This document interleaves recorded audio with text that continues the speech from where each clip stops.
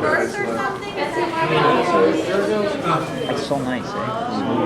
It's locked because it just goes faster. It's strong on the other. Does your heart skip every time? Because mine still does. Yeah, it's getting better. It's getting better. Looks great, Bob. So we were good to go. Yeah, bring it back out. Okay, now it goes back. Something mine does exactly when I have control.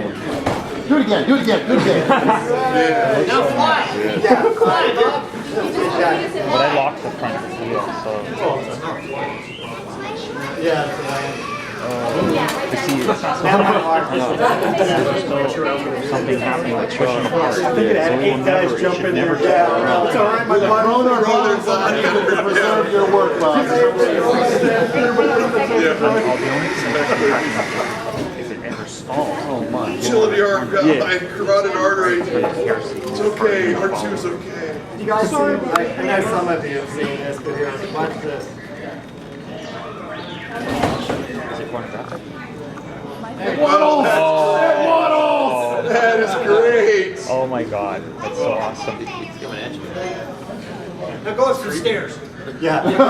That's the next goal. Walks downstairs alone or in pairs. And This is an appendage that I have on my DX6.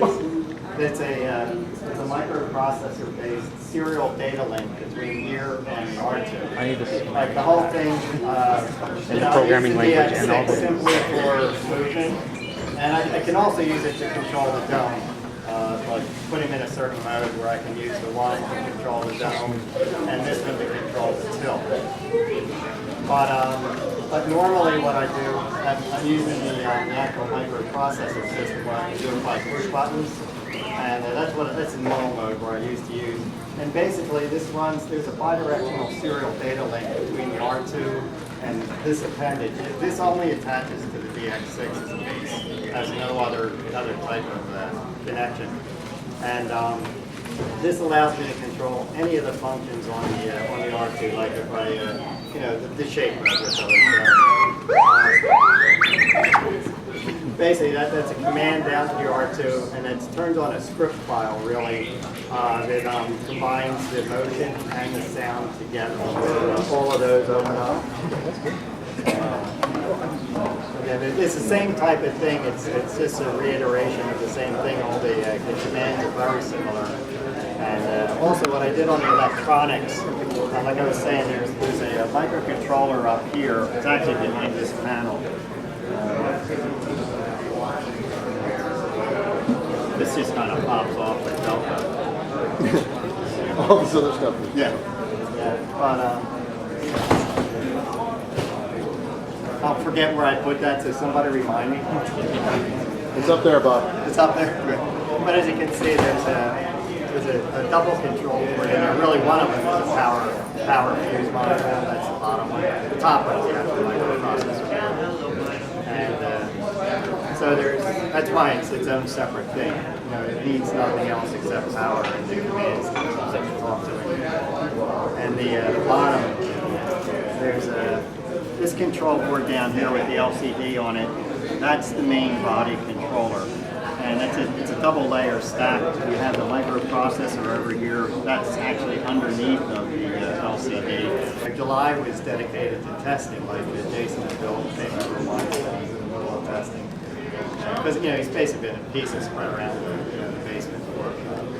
So it's I finally got him all back together, and my gracious wife let me bring him up out of the basement, which I only had a very tiny area to run, and put him in the kitchen. So I kind of took over our whole breakfast. And so he's the kitchen may look like a lab.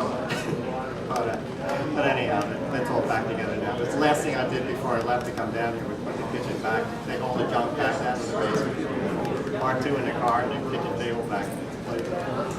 But anyhow, so it's been a lot of fun, a lot of work, a lot of fun.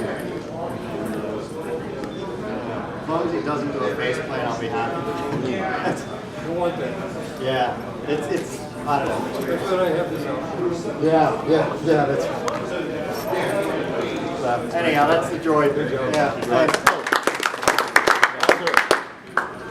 As you could see before, there's a lot of error checking in. If everything isn't perfect, the microprocessor will not do anything. So even just dropping the center leg, like I can just lower the center leg down. And that function actually goes through numerous steps. Like the first thing is it gets a command. Then it checks to see, okay, are we in the right mode? Are we in P2 mode where we can drop the leg? Okay, yeah, it is. Then what it does, it starts the motor and it looks to see that the leg is going off the top limit switch.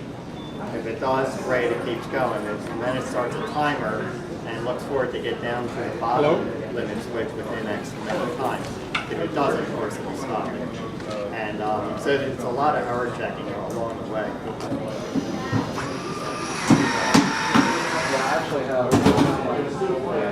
Ah, very nice.